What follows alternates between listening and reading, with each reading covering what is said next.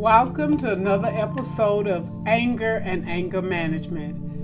I am your host, Dr. Della M. Tingamy, CEO of Certified Anger Management Specialist Therapy using cognitive behavior as the therapy that I use.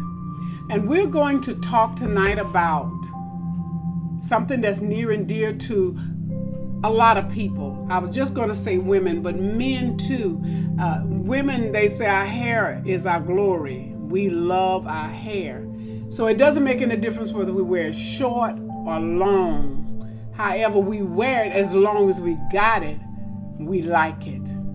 But when we lose our hair and we don't have it and it's not growing, it becomes a deep concern. We have to remember that genetically some people are prone to baldness. Chemotherapy is a medication that can cause baldness, and there are some other antibiotics that can cause baldness. Different systems in your body, such as the thyroid system, can cause baldness. So when you are in one of those categories, of course you will be followed by a doctor, by your PCP, your chemo, your oncologist, or your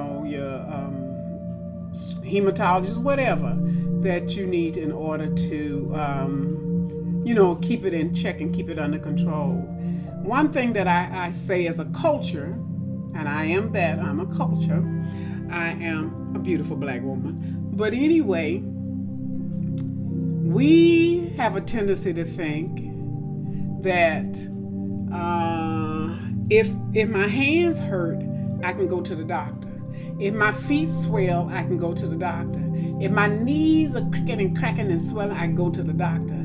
If I have diabetes, I can go to the doctor. If I have high blood pressure, we think there's a doctor for every system but our minds. We think that our minds is something wrong if we say we need help mentally. So we tend to push that aside, and we use a lot of things, you all. We use a lot of things. We self-medicate with pills, or we self-medicate with alcohol, or we I don't want this to sound that I don't believe, but they are everything, I'm taking to God and leaving it there. You're not. You're taking to God and you're bringing it back because it is still a problem. It's a take it there, leave it there, and He'll take care of it. But we as a culture, and I can speak for that, we don't believe that the mind has a special doctor or a special person that can help them deal with it. The answer to the question, can stress cause hair loss? Absolutely. Hair loss can be related to stress, anxiety, depression, and anger. Have you heard people say, I got so mad I could have snatched my hair out? Girl, I was on the verge of just taking this wig and throwing it on the floor.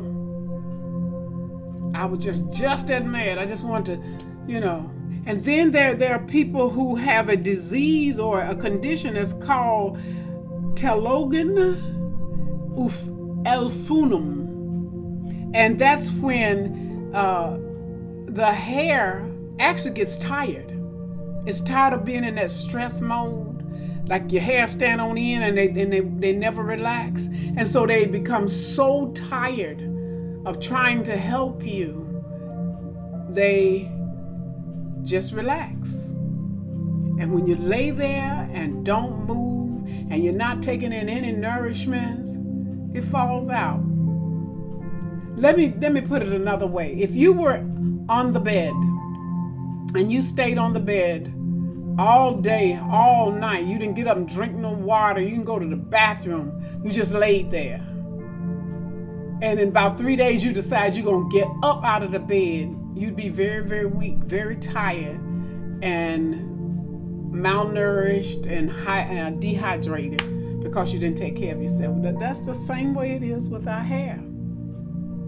We stress our bodies out to the fact that your hair will actually go into a dormant stage. And when it stays in this dormant stage so long, it will fall out. There's another one. There's 3 kinds. The first one I told you about, and it is called trichotillomania. Trichotillomania is an irresistible, they cannot help themselves, urge to pull their hair out.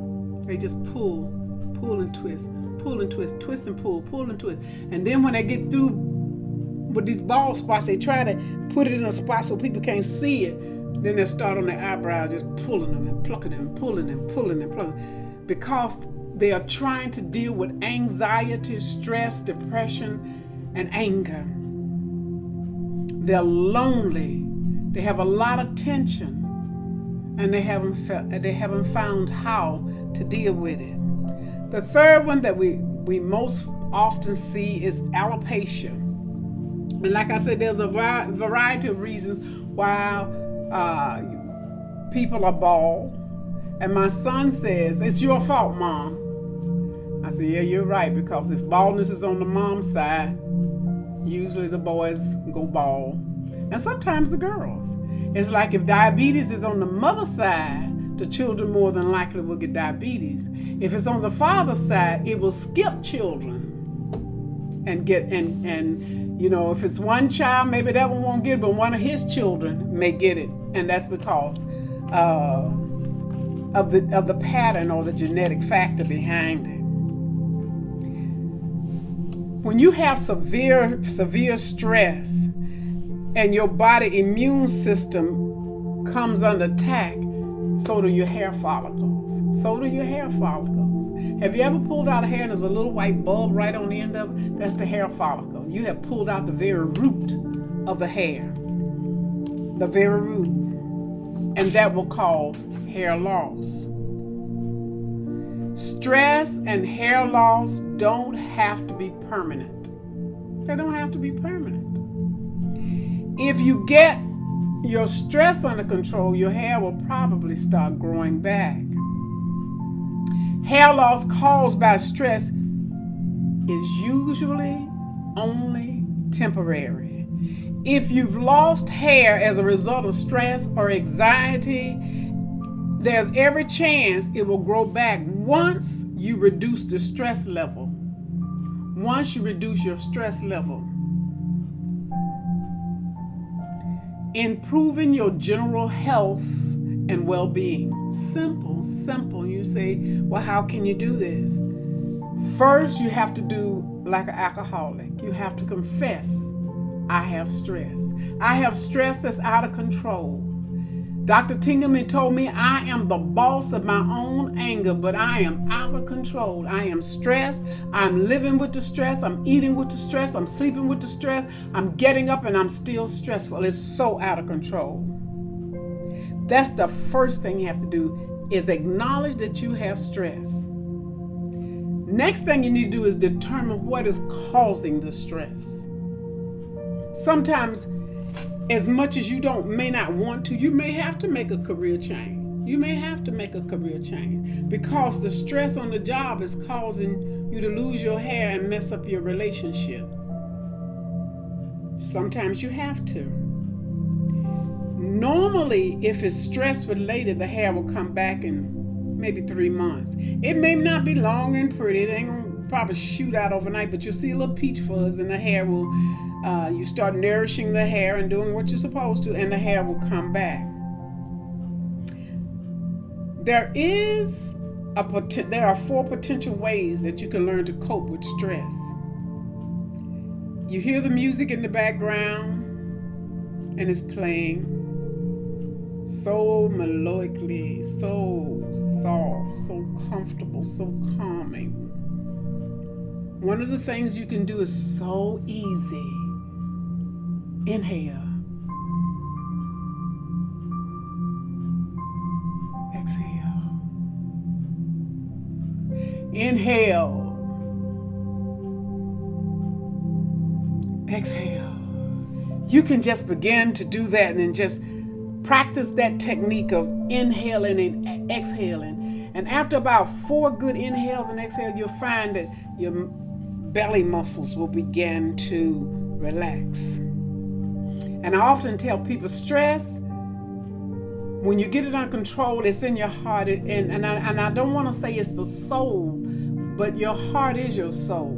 Because when people hurt your heart, they'll turn around and say, and they hurt me to my soul, but it was your heart.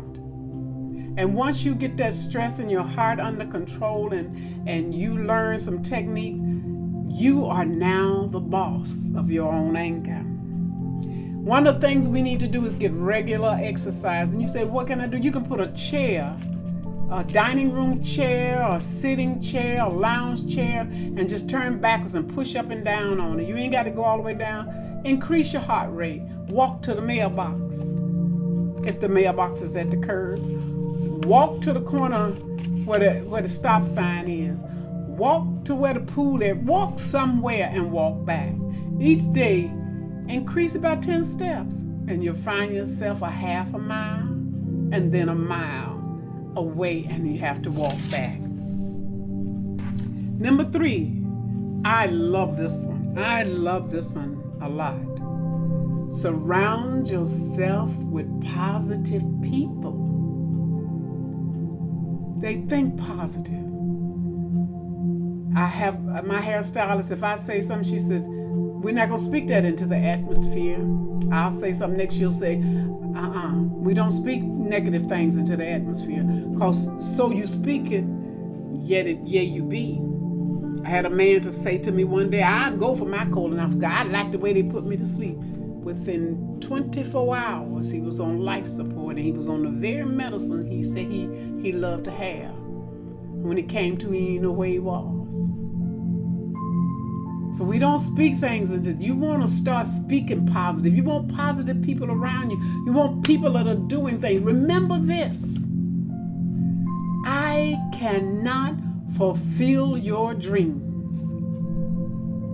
You have to fulfill your own dreams. You fulfill them and then you live them. If you're in the ditch, no matter how you got in the ditch, somebody pushed you, you failed, they talked against you, they hit you, no matter how you got in the ditch, don't stay in the ditch. Keep dreaming, keep pressing on, keep scooting the dirt. Keep scooting the dirt. Keep scooting the dirt. And when you look, you've created a pile, and you start climbing on top of that dirt until you come out of that stressful situation. And the world be wondering, who is that? I thought you've learned to control your stress. If you feel you need someone like me, a certified anger management coach, I am that person. You can go to www.angermanagementcoaches.com to my website and subscribe. You can go there and contact me. You can RSVP and say how many people. If you want to do a group, we can do group, all virtually. All virtually. You can get it done virtually. As I said in the very beginning, can stress and anger cause hair loss? Again, I say absolutely. Now, if you want to stay in that stressful state forever and not do something about it, there's a choice. You have a choice. You have a choice. The longer you stay stressed, the longer you stay angry, the more of your hair you're going to lose. Because when that falls out, the other ones are going to say, I'm tired too. And they fall out. I personally know of someone who was going through a divorce, and I watched them wash their hair, and I saw the hair going down the drain. And they said it's the stress. Beautiful, long, beautiful hair. And they said it was the stress. How do you treat hair-related stress that causes you to lose your hair? If you're losing your hair because of stress or anxious, the first thing I said you need to do, remember, control your stress. My scalp is relaxed. My hair is now reaching for the blood and oxygen. My forehead is smooth. It's not wrinkled anymore. My ears have calmed and they're relaxed. My eyebrows have relaxed. My eyes are closed, and I'm meditating on things that make me happy. I'm inhaling and I'm exhaling. The muscle around my mouth called an orbicularis oris has now turned up and I'm happy. My face is relaxed. My neck is relaxed. My shoulders are relaxed. And from the 7th vertebrae up, you have now taken control of your hair loss. You have learned relaxation techniques. You have learned to listen. You are now going to set a bedtime for 7 to 8 hours. And if you wake up before then and don't have to go to the bathroom, you are to stay in the bed until your time is up. You can take yoga if you like yoga. You can do meditation. You can talk to somebody about your problem. Now, I'm not a guru, a know-it-all, but I am a certified anger management specialist. I abide by the HIPAA rules. I tell no one about our conversations. I don't care what you say in the meeting. I don't care how you say it, because when you looking at the onion doesn't make you cry. It's when you start peeling that onion back that the emotion or the tears start coming. I am Dr. Telogen, your certified anger management specialist. I want you to go to my page and subscribe so you can get a copy of the blogs that come out.